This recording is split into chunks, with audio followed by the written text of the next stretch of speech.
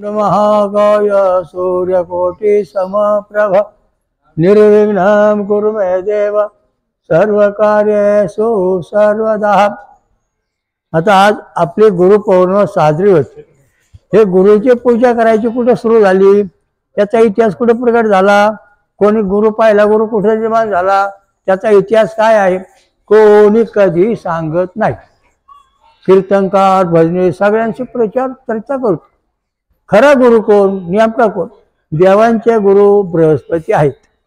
देवांचा राजा इंद्र आहे। ह्या इंद्राने आज गुरुपौर्णिमे दिवशी बृहस्पती नावाचे आपले गुरु आहेत, देवांचे गुरु, त्यांची पूजा करून पहिली गुरुपौर्णिमा साजरी केली। आणि आज जी गुरुपौर्णिमा साजरी करतोय ती व्यासपूजा म्हणून साजरी करतोय आपण। म्हणजे आपण मूळ जो आपला गुरु आहे, गुरु महाराजांचे मूळ पीठ आहे, त्या पीठाचं कोणी नाव घेत नाही। त्यामुळे तुमचे जे सगळे गुरु आहेत हे सगळे पटापट कोंबडी सारखे खाली भरून पडलेत। ते वर जाऊ शकत नाही, जाणार पण नाही। कारण जो मुख्य गुरु आहे बृहस्पती, त्याचं कुठल्या गुरु नाव घेतलं का तुमच्या संस्थेमध्ये? कोणीच घेत नाही नाव। त्या गुरुची पूजा केली जात नाही। इंद्रदेव खाली उतरले, म्हणले महाराज मग आज तुम्ही हवन द्याचा ना, मला 30 दिवस लागतात पोच, आम्ही आता इथं राहतो। बृहस्पती आले, इंद्र आले, आज हजर आहेत। आणि त्याचं कारण असं आहे की आपण जे मुख्य गुरु जो आपल्या देवांचा बृहस्पती, त्याचं नाव न घेतल्यानंतर तुम्ही जेवढ्या गुरु परंपरा आहेत ह्या सगळ्या गुरुपरा परिपूर्ण नष्ट झालेल्या आहेत किंवा नष्ट होतात, त्यांना स्वर्गात प्रवेश नाही। कारण का? त्याचं कारण फार वेगळं आहे। आता कलियुगामध्ये प्रचार कसा करायचा? प्रत्येक वेळेस असं करा तसं करा। आता गायची पूजा करायची, गायची पूजा कशी करायची? गायची सेवा करा। अहो सेवा करूच नका, कारण ती तुम्ही जी सेवा करता ना त्या गायची पितर सेवा आहे, देव सेवा नाही, भूत सेवा आहे, गायची सेवा नाही। याचं कारण सांगतो। वासुदेव भगवती सत्ववृत्ते स्थिते असं भागवत पुराणाच्या 12 स्कंदात 2ऱ्या अध्यायात 22व्या श्लोकात सांगितले। कलियुगामध्ये ओम स्वयंभू कल्की कले कालमत पाहतो परमात्मा धर्मावन कृत अवतार। सर्वात मोठा जो भगवंताचा अवतार आहे, ज्याचं हृदय सात्विक असेल त्याच्या हृदयामध्ये तो वास्तव्य करीन। तुमच्या कोणाच्या हृदयामध्ये येत नाही, याचं कारण सांगतो। तुम्हाला देव का प्रसन्न होत नाही? हे भगवान जे सांगितलंय, वासुदेव परमात्मा जो वासुदेव तो तुमच्या हृदयात का येत नाही? तर तुमचं आचरण जे आहे ते भूतयान मार्गाचे। आपल्या घरी आता आपण काय करतो? चेडे गोटे जादूटवाना मंत्र तंत्र हे भूतयान मार्ग आहे। आणि या भूतयान मार्गामध्ये जे गुरु आहेत ते आपले गुरु, त्यांचे पाया पडतोय, नोटा देतोय, पैसा देतोय, कोंबड्या बकऱ्या कापितोय, हे सगळे नरके गुरु हे स्वर्गात त्यांना प्रवेश नाही। दुसरा गुरु मार्ग पितृयान मार्गाचा। आपले जे पितर आजे पंजे मावसाई काके मामे हे आपल्या प्रसन्न होतात वरण भात आमटी खाऊन, तिथं सुद्धा यांना सुद्धा स्वर्गात प्रवेश नाही। हे असे जे गुरु आहेत तुमचे दिंड्या पताका निघाल्या जाऊ दंड पंढरपूरला। अहो पंढरपूरच्या दिंड्या पितृदिंड्या आहेत, देव दिंडी एकही नाही। भगवान म्हणजे परमात्मा पांडुरंग रुक्मिणी माझ्या घाली म्हणले महाराज आम्ही दिंड्यात फिरलो ना, आमच्या खाण्याकरता काहीच नाही, दही नाही, लोणी नाही, फळं नाही, काही नाही। त्यामुळे आम्ही तिथं कुठे काय वाद घेतला आणि जीवन घेतलं, आम्ही ठेवून बसलो। याच्याकरता जी सात्विक वृत्ती आहे ती तुमच्यात पाहिजे। फळं खाऊन दूध पिऊन जे भक्ती करतात त्यांच्या हृदयामध्ये परमेश्वराचं वास्तव आहे। असे साधू कुठे आहेत? हिमालयामध्ये आहेत, आरोळी पर्वत आहेत, नंतर हिंदुकुश पर्वत आहेत, नंतर तुमच्या सह्याद्री पर्वत आहेत, गिरनारला आहेत, अशा अनेक ठिकाणी जे साधू आहेत ते फळं खाऊन कंदमुळे राहतात। त्या साधूंच्या ठिकाणी परमेश्वर आहे, बाकीच्या कुठल्या साधूंच्या ठिकाणी परमेश्वर नाही। तुम्ही किती आभन भजन कीर्तन म्हणत असला ना, पण तुम्ही वरण भात खाताय, गुलाबजामू खाताय, उड्या मारताय, हे सगळे पितृयान मार्ग आहे, देवयान मार्ग नाही। माझी त्या पारायण करायला 5-25 लोक दरवर्षी असतात, काकडे साहेब करतात, बरेच जण गोमजी सरबिरकर पारायण करतात। आता गोमजी बिरकरला 12 वर्ष झाली, फळं खाऊन दूध पिऊन राहते, 3 वर्ष गोमजी बिरकर पाणीच नाही प्याला, तिथं फळांचा रस पिऊन राहिला, अशी साधना केली। कैलासला 8 वर्ष झाली, उपवास आहे त्याला। अशा अनेक स्त्रिया पुरुषांना उपवास आहे। त्या दृष्टीने तुम्ही साधना करताना परिपूर्ण साधना केली पाहिजे। आणि ते जर मला करता आली नाही तर तुमच्या जीवनात काहीच अर्थ। तुम्ही आता घरी काय करताय? उठले की देवाला निवेद दाखवलं, कशाचा? पुरणपोळीचा। वरण भाताचा गुलाबजामुचा हे पितृयान मार्ग आहे. देव तिथे येतच नाही, पितृ येऊन जेवून जातात. दुसरे कोंबड्या बकऱ्या कापून निवेदन भूत्यान मार्ग इथे देव येत नाही, गुरु नाही. हे जे तुमचे गुरु आहेत ना, हे फक्त पृथ्वीवर मजा मारतात, स्वर्गात जागा नाही. साईनाथ बाबाला विचारलं, साईनाथ बाबा म्हणले माझा जिवंतपणे दावा झाला नाही, तुम्ही करा. म्हणलं नाही करा, तू पुन्हा जन्म घे. कारण हे जे महाराज आहेत तुमचे निर्णय तुम्ही ज्यांना मानता हे सगळे सुटके महाराज आहेत. सुटके महाराज, सुटके महाराज हे तुमच्या बाप जन्मी तुम्हाला प्रसन्न होणार नाहीत. यांचे पाय करून तुमचं वाट होणार आहे. याचं कारण असं आहे की ज्या वेळेस तुम्ही जिवंत असतान तेव्हा तुम्हाला 10वा 13वा जिवंतपणे करावा लागतो. त्या महाराजांना किंवा तेव्हा ते पक्के साधू बांधतात, तसे बनवू शकत नाही. आमचा जुना आखाडा, आमचे जे साधू संत हिमालयातले काढते 4 कोटी साधू आहेत आमच्या संप्रदायाले, 4 कोटी. सगळ्यांच्या जीवनपणी 10वे 13वे झाले, त्यांना स्वर्गात जागा आहे. भगवान शंकर म्हणले कच्चा साधू पक्का साधू सांग. म्हणलं ज्याचा जन्म झाल्यानंतर जो जिवंतपणे आपला 10वा 13वा करतो तो पक्का साधू. जो मेल्यानंतर ज्याचे 10वा 13वा तो कच्चा साधू. हे सगळे महाराजांचे मठ आहेत ना, हे सुटके मठ आहेत, कच्चे. हे तुम्हाला आयुष्यात फायदा मिळवून देणार नाही. कवरे डोकं आपल्या काही होणार नाही. राम कृष्ण हे पक्के साधू. कारण का याने आधी जिवंतपणे सगळे विधी केलेले आहेत.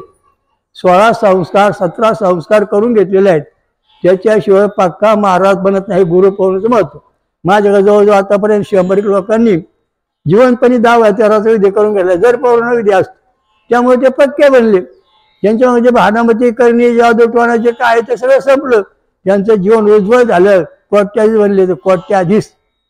तुम्ही फळं खा, दूध पिऊन राहा, तुम्ही देवयान मार्गाचे. दिंड्या काढायच्या ना, फळं खाऊन दूध प्या, तुम्ही दिंड्या काढा. आमची नाशगणपुरी दिंडी निघायची, ती फळं खाऊन दूध पिऊन यायची देवदिंडी. स्वतः देव तिथे यायची. ही देवदिंडी आहे, ही तुमची पितर दिंडी आहे. याच्यात पितर आहे, देव नाही. तर शंकर भगवान स्वतः सांगितलं की हे असं आहे, देव आहे. आता तुमचा जो देव कसा आहे, सगुण आहे का निर्गुण आहे? अहो तुम्ही देव कसा आहे तो सांगतच नाही ना. इथं मूर्ती पच, तिथं पाणी बस. तो देव निर्गुण आहे, तो सगुण आहे. अहो आकाशात ढग येतात, आली ढग, हे पाऊस पडतो काय ढगांचा? नाही पडत. तसे तुमचे गुरु महाराज आहेत. जेव्हा ढगात काळ पाणी येईल तेव्हा पाऊस पडतो.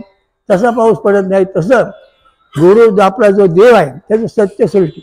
त्रिदेव सृष्टीतम, सर्व देवामध्ये श्रेष्ठ जो कोणता? गुरुपौर्णिमेचं ठरलं. बस बा कोण गेलं वर? भृगु ऋषी गेले शंकराच्या आणि दारावर. त्यांचं काळ हाकलून दिलं. कारण मग गेले विष्णू दारावर. ते विष्णू दारात गेल्यानंतर बाकी सगळे बाजू झाले आणि मग भृगु विष्णूच्या छातीवर लात मारली. लात मारल्यानंतर ते विष्णू भगवान हळूच म्हणले महाराज माझं शरीर ब्रह्म वज्र कवचमय आहे. शीतावरून भाताची परीक्षा. म्हणजे देवाचं शरीर हे कसं आहे? कसं आहे? कसं आहे? सगुण आहे, वज्र कवच धारण आहे. अशा दृष्टीनं आपला देव आहे. आणि तो देव जर जेव्हा प्रसन्न होईल तेव्हा आपलं कल्याण होईल. एकनाथ माझ्या घरी कावडी वाहिल्या, जलवाई नामदेवाला भेटले. त्याचं कारण आहे आपला देव का भेटत नाही? आपला देव भेटतो ना. स्वप्नात आलता बा देव, त्याने आज सांगितलं.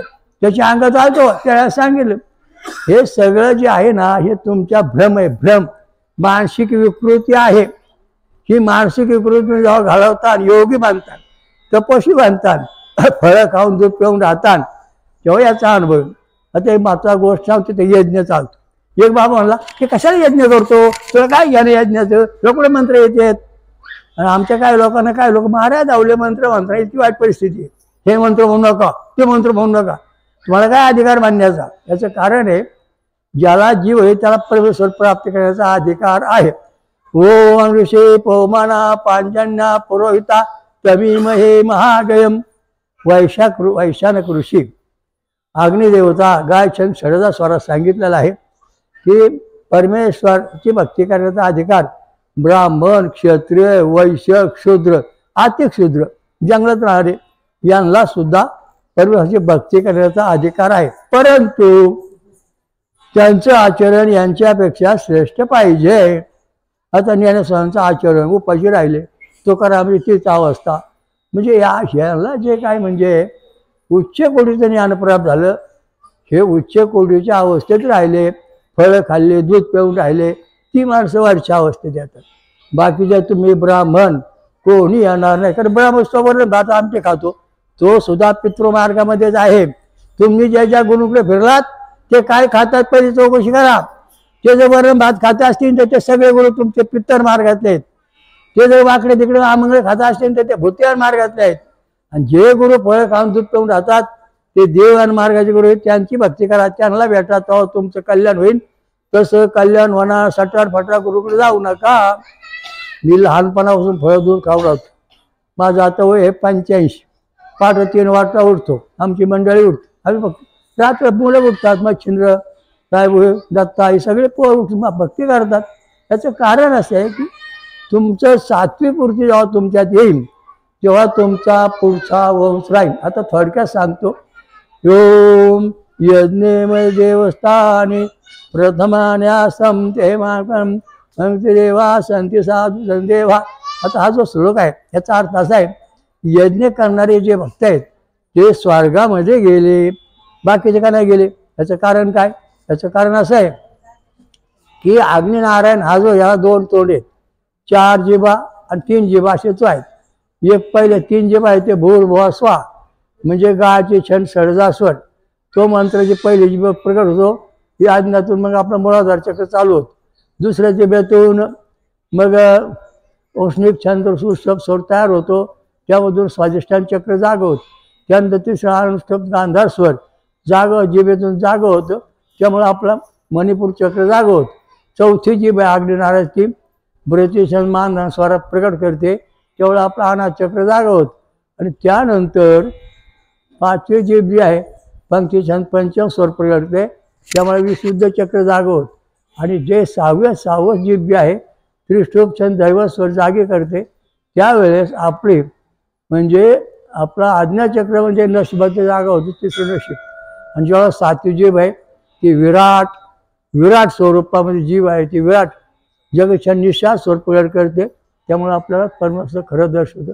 जो आपल्या शरीराची चक्र आहे 7वी चक्र, ती या ठिकाणी जागी होण्याकरता आपले जे साधक आहेत मंडळी आहेत या ठिकाणी 10 दिवस 15 दिवस किंवा 7 दिवस राहतात, ग्रंथ पारायण करतात। आपण स्वतः लिहिले गुरुदेव महत्व, आपण जगामध्ये माझ्या हातून पांडुरंगाने लिहून घेतलं कल्केश्वरी म्हणजे ज्ञानी भगवद्गीता 700 श्लोकांची, ज्ञानेश्वरी 9013 श्लोकांची, आणि माझ्याकडून जेव्हा लिहून घेतले 2 लाख श्लोकांची महाकल्केश्वरी, त्याचे 2 खंड प्रसिद्ध झाले आहेत, बाकीचे खंड प्रसिद्ध होणार आहेत। या अशी वस्तुस्थिती या ठिकाणी आहे। मी कुठं फिरत का नाही, ते देव रोज 24 तास इथं बोलतात, सांगत असतात, ते मी लिहून लोकांना सांगतो, असं भक्ती करा। वासुदेव जोडदेव स्थिती आपल्या भगवंताचं यायचं पाहिजे ना तुम्हाला, मग फळं खा, दूध पिऊन राहा, तुम्हाला लगेच भगवान प्रसन्न। आता इथं पुढं आलो, आता गायची सेवा करायची, मग गायची सेवा करायची म्हणजे पाणी घाला, तिला खाऊ घाला, अमुक करा, अशी सेवा केली जात नाही। गायला सेवा करणारे हिमालयामध्ये बरेच साधू पाहिजे, त्या गायला सफरचंद खाऊ घालायचे, तिला सफरचंद खाऊ घालायचे, आंघोळाचे रोज मंत्र म्हणायचे, तिला शुद्ध करायचं, 33 कोटी देवाला शक्तीच्या सफरचंद, आणि त्या गायीचं दूध काढून ते प्यायचं, त्याच्यावर साधना करायची। ही गायीची खरी उपासना साधना आहे। गाय पाळली, शेण घेतलंय, गोमूत्र पिळलं, गोमूत्रामध्ये जी आहे ती नायट्रिक ॲसिड आहे, आणि त्या ॲसिडमुळे कॅन्सर बरं होतं यांनी सांगितल्यापर्यंत बरोबर येते। कारण याचं कारण असं आहे की सगळ्याच गायांच्या शरीरातून हे घडत नाही। आता जी गीर गाय आहे, ही गिर गाय पूर्वी कृष्णाकडे होत्या, त्या गिर गायचं गोमूत्र आता 40 रुपये लिटरने जाते, नंतर ते दूध आहे ते 220 रुपये लिटरने जाते, कारण या दुधामध्ये सोनं आहे, सोनं, आणि ते सोनं आपल्या शरीरात आल्यानंतर मग आपल्या अल्फा किरण तयार होतात। अल्फा किरण तयार झाले तर संपूर्ण जग आपलं आयुष्य सुखाचं राहतं, धोका पोचत नाही। तुम्ही जागता कोणा जीवावर? अल्फा किरणाच्या जीवावर जागता। तुम्हाला रोग कोणामुळे होतो? गॅमा आणि बॅटा किरणामुळे, अनुभवामुळे होतो। याच्याकरता आपण या ठिकाणी कल्की दत्त मिष्टान्न भोजनालयामध्ये रक्तगटापासून प्रसाद तयार केलेला आहे। रक्तवाढी करता केलेला आहे. नंतर अशी बरीच नावं आहेत. पण सांगायचं म्हणजे अल्फा फराळ हे पण त्याच्यामध्ये दिलेलं आहे. त्यामुळं माणसाच्या शरीरामध्ये अल्फा किरण प्रगट झाल्याशिवाय तुमचा कुठलाही आजार बरा हटणार नाही. गुरं वासरं पशु पक्षी 84 लाख योनीमध्ये जेव्हा आपण यज्ञ करू त्या यज्ञामधून अल्फा किरण प्रगट होतं. ते किरण प्रति सेकंद 3 लाख किलोमीटर वेगाने जात. झाडं पशु पक्षी आता इथं बसलो आपण मंत्र म्हणत हे संपूर्ण जगामध्ये पसरणार आणि त्यामुळं प्रत्येकाच्या शरीरामध्ये याच्या लहरी आढळणार आणि मग त्याला अल्फा किरण जर मिळाले तर तो कोरोनामधून निघतो जगतो. असे मोठमोठे आजार. आता पाकिस्तानने कीटोणू बॉम्ब तयार केलेला आहे. थोड्या दिवसात तुमच्या भारतात टाकणार आहे. तुमच्या घरावर टाकून तुम्ही मरणार, कोणी जागणार नाही. पण यांना पण प्रत्युत्तर असं आहे, ह्या कीटोणू बॉम्बला आपण उत्तर शोधून काढायचे उपचार केलेले आहेत. म्हणजे जास्त शरीरात जास्त पाहिजे. 99% जर जास्त पेशी असेल तुमच्या रक्तपेशीत तर तुम्हाला या बॉम्बचा काही धोका होणार नाही. याच्याकरता मका खाणे, वाटाणा खाणे, कांदा खाणे अशा दृष्टीचे याच्यामध्ये जास्त आहे. आणि जास्त जर तुम्ही शरीरात उतरलं तर तुम्हाला नारळामध्ये नारळ, काजू आणि बदामाच्या म्हणजे जास्त तांब लोहण जास्त आहे. तर हे सगळं आपल्या शरीरात तयार होतं. याचं कारण फार मोठं होतं. मग माझं प्रवचन ऐकायचं असतं शेळके सरांनी ते प्रवचन रोज होत्या त्याच्यावर टाकलेले आहेत. जवळजवळ 58,000 ते 60,000 लोकांनी आतापर्यंत जगामध्ये आपले प्रवचन ऐकलेले आहेत. नो ऑब्जेक्शन, कोणत्या आवाज नाही केला. कारण का आपलं नवीन संशोधन, विश्वक्रांती नवे ज्ञान, विश्वला बोर्ड, विश्वधर्मला बोर्ड अशी आहे. ती पहा तुम्ही, तुम्हाला माहिती मिळेल. ज्यांना ग्रुपवर यायचं असतात तिथं शेळके सरांचा नंबर दिलेला आहे. त्या नंबरवर तुम्ही तुमचा फोन लावा किंवा समक्ष भेटून तुमचा नंबर देऊन टाका. तुम्हाला माझं प्रवचन दररोज संध्याकाळी 8 ते 8:30ला मिळेल. आतापर्यंत आपल्या प्रवचने झाली ते जवळजवळ 1,000पेक्षा जास्त झालेली आहेत. आणि पाहणारे लोक जे आहेत ते 60,000पेक्षा जास्त आहेत. ज्यांनी नुसतं ते पाहिलं आहे ते जवळजवळ 25 ते 30 लाख लोक आहेत. आणि मी इथं बसून आपल्या श्रीचं महत्त्व या ठिकाणी आढळतो. गोवर्णती गंगा ही पवित्र कशी, नंतर आनंदरामात काय सांग सगळं लिहिलेलं आहे. वाचून पाच जा, त्याचा अभ्यास करा. तुम्हाला जर खरा देव प्रसन्न करून घ्यायचा असेल तर प्रत्येकाने इथं वर्षातून 7 दिवस ते 10 दिवस राहायचं. आमच्या गुरुदेव महात्म्याचं पारायण किंवा कलकीचं पारायण करायचं आणि फळं खाऊन दूध पिऊन राहायचं. तुम्हाला लगेच अनुभव. तिसऱ्या चौथ्या दिवशी तुम्हाला देवाची करंट यायला लागतात. शक्ती इतक्या जोरात चालतो.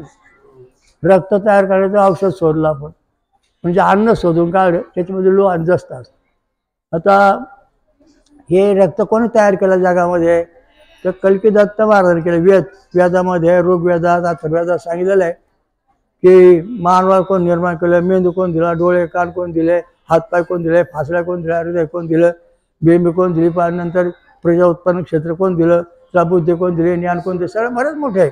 हे सगळे शास्त्र जे आहे ते कल्की दत्त म्हणजे कल्की दत्ताने निर्माण केला. आपला हा जो देव आहे ह्या देवाने तुमचा मेंदू निर्माण केला, शरीर निर्माण केलं आहे, तुमच्या शरीर सगळे अवयव निर्माण केले. जेव्हा या देवाला तुम्ही भक्ती करतात तेव्हा तुमच्या शरीराला सर्व अवयव व्यवस्थित होतील. म्हणून तुम्हाला थोडक्यात सांगायचं म्हणजे यज्ञानाबद्दल माहिती सांगितली. आणि प्रत्यक्ष स्थिती अशी आहे, वासुदेव सत्वहृदय स्थिती आहे. फळ खाऊन दूध पिऊन राहा आणि देव पहा. ओम श्री अमृत मंत्र कलकत्त महाराज की जय. ओम महास्वयंभू महापंसागरेश्वरी माता की जय. ब्रह्मऋषी आत्रिऋषी की जय. या ठिकाणी आत्रिऋषींचा आश्रम होता, त्यांच्या मूर्ती स्वयंभू निघालेल्या आहेत. त्या दिवशी या ठिकाणी मांडणुका चालू आहे. त्या दिवशी या ठिकाणी भक्ती करा, या फायदा करून घ्या. तुम्हाला गुरु करायचे ना, फळं खाऊन दूध पिणारे गुरु करा. बाकी कोणाच्या नादी लागू नका, तुमचं चांगलं होणार नाही. हे फक्त यांच्याकडून तुम्हाला मिळणाऱ्या दैवी शक्ती मिळेल. कलियुगामध्ये सांगितले ओम स्वयंभू कल्की कले कालमत्र पाहतो परमात्मा धर्मावन कृता अवतारा वासुदेवे भग सत्वहृदय स्थिते. आपल्या हृदयात परमात्मा येतोय. घराच्या बाहेर दिवा लावला ना घरात उजेड पडत नाही, पण जेव्हा घरात दिवा लावतो तेव्हा घरात उजेड पडतो. तसा परमात्मा जेव्हा आपल्या हृदयात येईल तेव्हा आपल्या जगात सगळं ज्ञान होईल. विज्ञान या वेडे अर्धवट, त्यामुळे त्याला जगाचं ज्ञान होणार नाही. आपल्या ऋषीमुनीला का ज्ञान झालं तर त्यांच्या परमात्मा प्रगट झाला म्हणून त्यांना एवढं ज्ञान झालेलं आहे. आता आपण भाषण संपवतोय. थोडं गुरुपौर्णिमेचा कार्यक्रम होईल, पालखी होईल, ते सांगतील काका साहेब काय काय ते. हरिओम दत्त ओम शांती.